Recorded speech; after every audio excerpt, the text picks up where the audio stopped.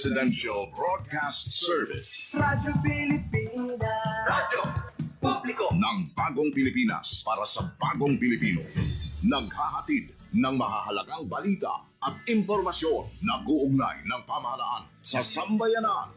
Tulay sa himpapawid ng serbisyo publiko. Radyo Pilipinas. Radyo Publiko. Ang boses ng Pangulo. Sa Iloilo, Radyo Pilipinas. 585 AM. Sa Radyo Pilipinas, Philippine Standard Time, alas 8:32 sa aga.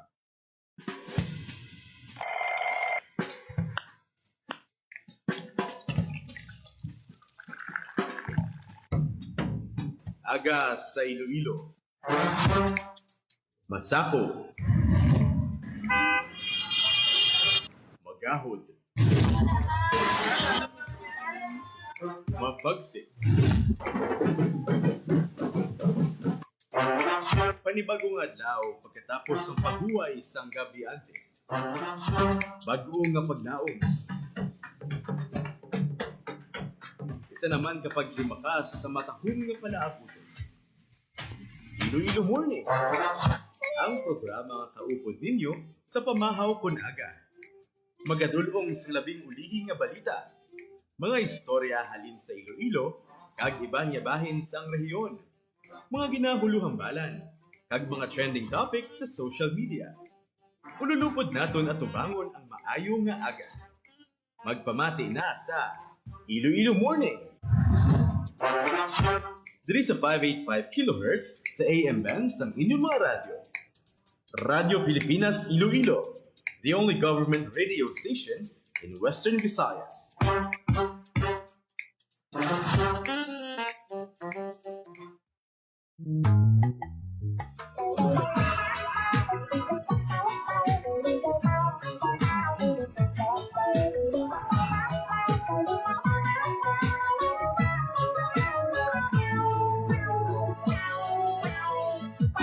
Mayong aga Pilipinas, good morning Western Visayas, welcome sa Iloilo Morning Program.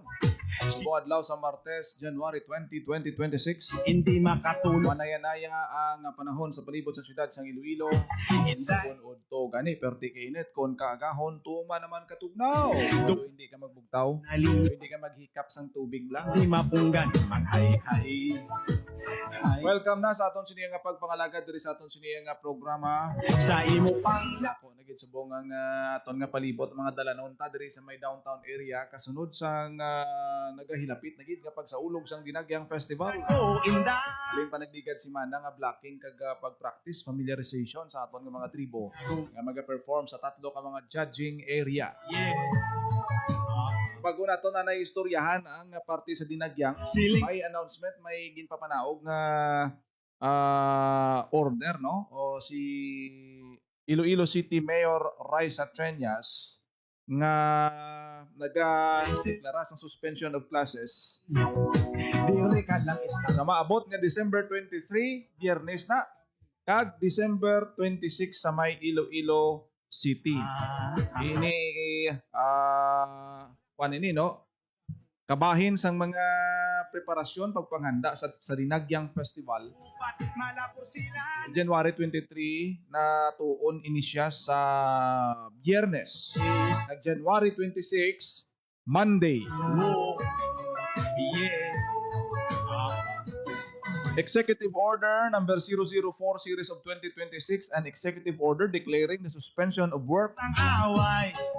in Iloilo City Government on January. Kung ni suspension of work, dali hindi nga suspension of classes. Kan ko ka panalay. Suspension of work in Iloilo City Government on January 23, Friday, and January 26, Monday, relative to the celebration of the Iloilo Dinagyang Festival. Sa imo pang lakat. Para nga klaro, ha? Kagayon. Suspension of work, hindi nga suspension of class. Upat, malapor sila na ang dugan ko inda. Mo na gid sa mga nakalinyada nga mga aktibidad subong iya nga semana. May mga road closure nga igapatuman kag installation sa mga judging areas. Hindi ka mo matingala. Last week pa na nga reminder sa aton sa Iloilo City Traffic Transportation Management Office nga siraduhan ang porsyon sa mga dalan nga pahamtangan sa entablado. Diin ini sa nadirabi Iloilo Freedom Grandstand, ang Huervana Corner Luna, judging area number 2. Ang Iloilo Sports Complex iti ara sa sulod ni, pero kasunod sang expansion sang bag-o nga judging area laban-laban porsyon sang Luna Lapas diri sa may atubang sang Lapas Public Market kay Isanong dira sa may entrance sang sports complex sa atubang sang Lopez Mansion na bala sa una. Nilaban-laban ma-extend na da ang road closure sa aton siniya nga mga motorista. Tig na-inform lang kamo, at least may ideya kamo na hindi kamo mag-agi dira o kung hindi kamo matingala kung tama kagutok kag grabe ang traffic. Sila na ang dugan ko, inday. Kay galing. Kahapon nga adlaw nagbisita sa may probinsya sang Antique si PBBM. Nagkadto siya sa Murcia, Negros Occidental. Ag diri naman niya sa may Iloilo City kag sa Pavia si DPWH Secretary Vince Dizon. Ano bala ang good news? Nadala ni Secretary Dizon sa mga Ilonggo. Para naman kita ha. After sa nga daw masulod na sa 4 ka tuig nga dito wala gid sang aktibidad, wala gid sang repair sang kayo nga ginapatigayon dira sa may Aganan flyover. Finally kahapon nga adlaw kasunod sa mando sang presidente si DPWH Secretary Vince Dizon ginkadtuan ang Aganan flyover dira sa Banwa sang Pavia kag ginusisa ang status ini kag nagpasalig sa pumuluyo nga suguran o kon padayunon ang construction sini kag tapuson gidya bago magtakop ang tuig 2026. Promisa ini iya ha, pasalig ini sa aton sini nga ahensya nga tapuson gid ini kasunod sa mando ni Presidente Marcos. Kay galing. Ipalayag naton karon ang interview ta kay Secretary Dizon. Pero dako ini nga bulig ha kung ang aton sini nga mga motorista dira nga apektado hamakon mo 4 ka tuig nakatingga mananing proyekto wala matapos. 4 ka tuig man nga antos sang mga motorista nga nagaagi dira bangod sang grabe nga traffic. Nanay. Finally may budget na ini, may additional budget. Continuous ang jet grouting activity. Supposed to be, ang target completion is March 2027. Pero tungod sa urgency kag priority ini sa aton siniyang presidente, suno kay Secretary Dizon nga before December o kon Christmas sang 2026 dapat matapos na ni. Ang bali ay Secretary Dizon, dapat lang kasi ano natin yan, ang Christmas gift natin sa mga Ilonggo. Sige, si Regional Director Alfruto, suno sa iya, kaya, Kerry, kaya gid nga matapos ang ini nga proyekto earlier than the target date nga supposed to be March 2027. March 2027, but sinong first quarter of next year supposed to be matapos ini. Pero kaya nila himuon tungod nga ginapadalian ini kag mayara sing pagtumok sa aton siniyang DPWH kag kay Presidente Marcos natapuson ina kay grabe na ang complaint dira sa aton nga mga motorista kag pumuluyo nga napalabot sa aton siniya mataas nga pamunuan sa aton nga gobyerno. Ipalayag naton bala no ang pahayag ni Secretary Vince Dizon sa iya sini nga pagbisita kag sa pagpatod gid ay nga tapuson ini nga proyekto before the year ends. Si DPWH Secretary Vince Dizon. All over the country, project kamukha ng Aganan Flyover na matagal nang walang nangyayari, hindi natatapos, tapusin na natin. Pero, para sa akin, ang pinaka-importante, safety. And yun nga, nakita natin yung problema sa UNCA na dumulupog and merong suspetsya na yung problema sa UNCA, ganun din ang problema dito. So, para sa akin, kailangan natin tapusin ito ng mabilis, pero we have to make sure na safe. No, hindi natin i-kompromiso yung safety. No, tsaka yung kasi buhay ng mga kababayan natin ito, no? Ayaw nating mag-compromise on that. Ngayon, mayroong initial na plan no, na pinropose. Yan ay natapos nung last year, natapos yung plano para dito. Last year. Ngayon, kumbaga parang doktor, hihingi muna ako ng second opinion. Okay?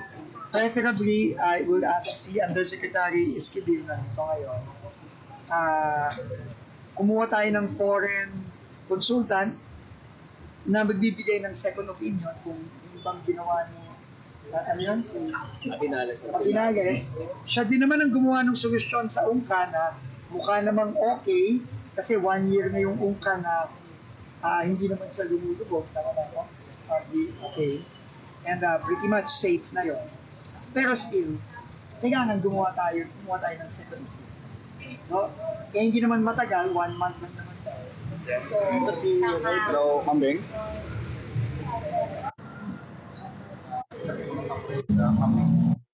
Nabatian ang pagpahayag ni DPWH Secretary Vince Dizon.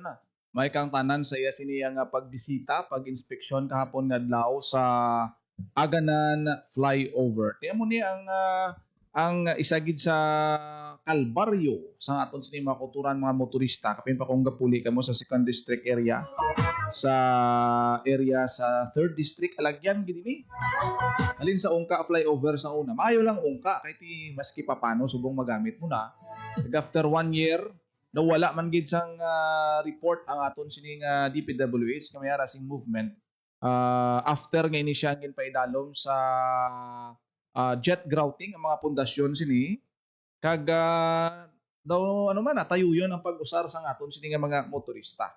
Di kon masuguran o kung mapadayon ang pag-construct sa Aganan flyover nga after 4 years nga tiyama kon mo 4 ka tuig nga paghulat sa aton sini nga mga pumuluyo kag sa mga motorista. Hopefully magamit ini siya sa subong nga tuig 2026 o matapos ini sa December 2026 earlier than the target date nga amo iya ang March 2027. Patulo ang laway. Hindi open gid ang aton nga tiglikom sa pag-receive sang mga complaints no kay Secretary Dizon. Gusto gid nila nga mangin open sa mga ginapalabot nga reklamo, especially sa infrastruktura nga mga status questionable, maanomalya nga mga proyekto. Di palabot sa DPWH kay amoy na ang gusto sa aton nga presidente. Ang imong Na ma-assess kag ma-evaluate ang mga ongoing projects kung mayara sa mga ghost projects, hindi lang flood control projects kundi tanan nga projects. Muna nga grabe gid ang libot sa aton sini nga mga opisyal sa DPWH sa pag-sikyar sa mga reported projects nga daw hindi manami ang resulta. Kung mga walay kabulay. Di kahapon from Aganan nagkadto si Secretary Dizon sa Sunset Boulevard. Kalang istar sa balay. Wala man gin palampas ang buhang flyover ang buhang flyover amo ang pinakauna nga flyover nga natapos sa 3 ka mga dalagko nga flyover. Magin construct diri sa may Iloilo. Tandaan nyo, Ungka, Aganan, ang buhang flyover. Pag may diri pagid sa Hibaw-an flyover. Di kahapon wala makaluwas ang buhang flyover gin bisitahan sa aton tiglikom kag may nakitaan dito nga problema. Gin tudlo kag gin pakita kay Secretary Dizon.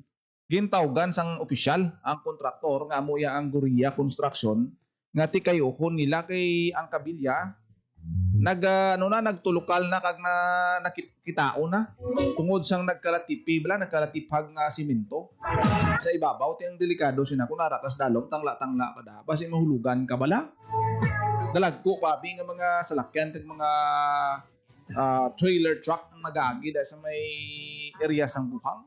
Si Tuto Di promisa sang kontraktor after dinagyang kayuhon nila. hay Amo na gani kang isa ang mga projects bala, ang integrity sang mga projects sa infrastruktura, nagaka-test na siya after pila ka tuig. Importante paagi sa paggamit sang sini nga mga proyekto dira mo gid mabalaan kung paano gid himo kag magwa gid ang imo nga manotisyahan mo gid kung ano ang weakness sang isa ka proyekto. Di ka may pa ma-address ini gilayon na kay importante safety gid kung sa aton siniya nga mga motorista dira sa may buhang flyover kaga finally kabay pa nagalaom kita nga ang aganan flyover tatay maubra gilayon kag magamit sa aton mga pumulo. Kay kung hindi gani lay hay hindi nyo gani matuman ang promisa ninyo nga by December 2026 magamit na. Tapos gid kamo sukton gid kamo sa mga pumuluyo, sa mga Ilonggo, sa mga motorista nga nagaagi dira. hay Amo nang manami landa kay kita sa media gina-publicize naton ini, gina-report naton para nga kamo nga mga pumuluyo, kita nga mga end users mga so sang proyekto babal-an naton ang promisa kag mabantayan naton ini. Ati kung hindi ma-hit ang target, ati may ano kita, may kinamatarong kita nga magreklamo kag magsukot sa ila, nga wala nyo pa ni matapos, no? Pero nagkalaom kita nga ini mapaboran sang maayo nga tiyempo kag paagi sa mga investigasyon na ginahimo kag sa pagkabigilante ng isang tawo, mangin seryoso ang aton siniya nga mga kontraktor kag mga opisyal sa pagpasiguro nga ma-deliver ang ini nga project right on time o kung earlier sang sa target time ng promisa nila. tulo ang laway Oras sa Radyo Pilipinas, Philippine Standard Time, alas 8:49 sa aga sa pagpangalagad sa programa Iloilo Morning. tunay dughan ko sa imo nalipay hindi mapunggan maghay-hay hay hay sa imo panglakat Amat-amat na nga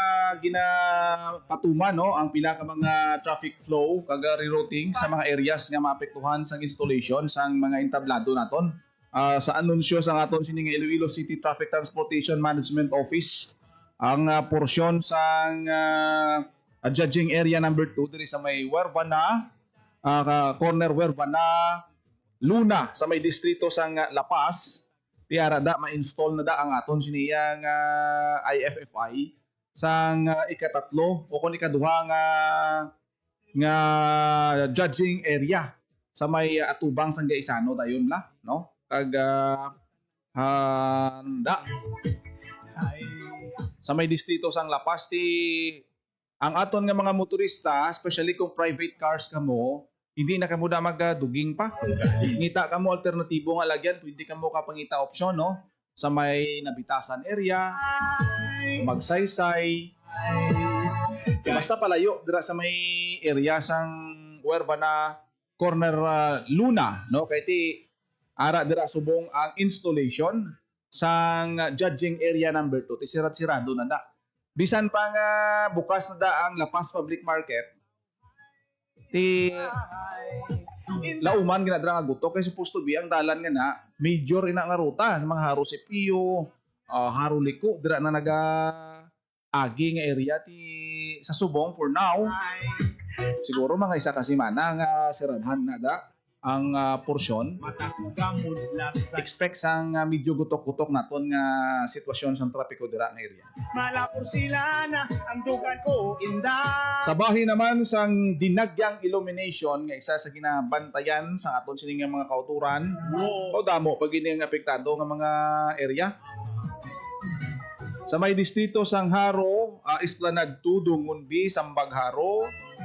Sa Mandurriao, Top North to Infante Avenue, Armapa Mandurriao, Q Abeto, L98, Landuni Street. Lapit ni tanan sa sa may Benigno Aquino. Ocon Diversion Road bala. Sa January 23, no? Ti may arasing parada na da ang illumination bala isa sa mga ginabantayan nato ng parade of floats. Colorful nga mga floats. Dira nyo na makitaan. Ti nga aton mga kulturan, grabe na da ang pagbantay nila. Tag alas 3 pa lang kisa sa hapon ga ano na sila, ga pwesto na sila. Isa ni sa mga matahong nga palagwaon, especially kung kagabihon, kidira mo ginmakitaan ang mga performer nga gayon tama kabungga ang ila sini nga mga dekorasyon. malapor sila na ang Nagkalain naman ba lang nga performance kati naga-stand out ang katahom sang ila sini nga mga props nagasili ga nga mga costumes amo na ang illumination suno sa ICT team o nga maapektuhan ginada sa maabot yang January 23 no Biyernes ina. So sa aton nga mga motorista, alert lang kamo sa mga advisories ang aton siniyang Iloilo City Traffic Transportation Management Office, especially subong iyang simana. Unta nawon mo diri walang ni sa lapas ang ang nagduga nga judging area, duwa ang nadula dito sa may downtown area pero i-occupy na sang food kiosk. Ang area, ang dalan from Plaza Libertad going Lapas hasta sa may Iloilo Sports Complex dira gina ang concentration kag ang mabatyagan naton ang traffic congestion sa sina nga mga areas. Plus pa nga sa subong may mga bulutuan nga may klase sa gyapon may mga eskwelahan na da.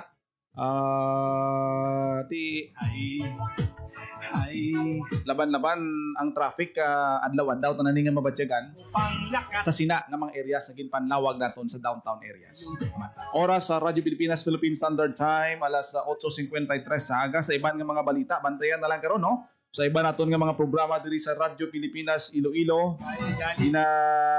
Sulit naton ang executive order ni Mayor Raisa Treñas declaring suspension of work sa Iloilo City Government. Iloilo City Government lang niya sa January 23 and January 26. Wala na kita sang nabilin nga tiyempo diri sa aton sini nga pagpangalagad. Ako naging lamang inyo alagad, Jinel Maclaim. Ayong aga Pilipinas, God bless Iloilo. Nang kami malipay. Ang inyong tulay sa himpapawid ng serbisyo publiko, ang Presidential Broadcast Service, Radyo Pilipinas, Radyo Publiko. Radyo Pilipinas. Radyo Publiko. Kinilala ng pang-international at prestigyosong Asia Pacific Broadcasting Plus Awards 2025 para sa kategorya ng Government Streaming. Ito ay dahil sa epektibo nitong pagsasanid ng mga tradisyonal na media tulad ng telebisyon, radyo at print para masabayan ang mabilis na pag-inog ng mundo ng digital at social media tungo sa mas epektibong paghahatid ng mahahalaga at napapanahong mga impormasyon sa mamamayang Pilipino. Kinilala rin ang Radyo Pilipinas dahil sa patuloy na pag-akyat ng rating. Ngayon ay matatag sa pang-4 na pwesto sa Mega Manila ayon sa pinakahuling Nielsen Radio Audience Measurement Survey. At sa social media, nakamit ang mahigit 2,000% pagtaas ng bilang ng mga sumusubaybay sa Radyo Pilipinas page sa unang bahagi ng 2025. Patunay ito na ang inyong Radyo Pilipinas Radyo Publiko ay tunay na kaagapay ng inyong pamahalaan sa paghahatid ng serbisyo sa mga mamamayang Pilipino. Mula sa aming lahat, sa ngalan ng inyong pamunuan at mga kawani ng Presidential Broadcast Service, kasama ang inyong mga himpilan ng Radyo Pilipinas sa buong kapuluan. Maraming salamat po sa inyong lahat, sa inyong pagtangkilik at pagkilala. Radyo Pilipinas. Radyo Publiko.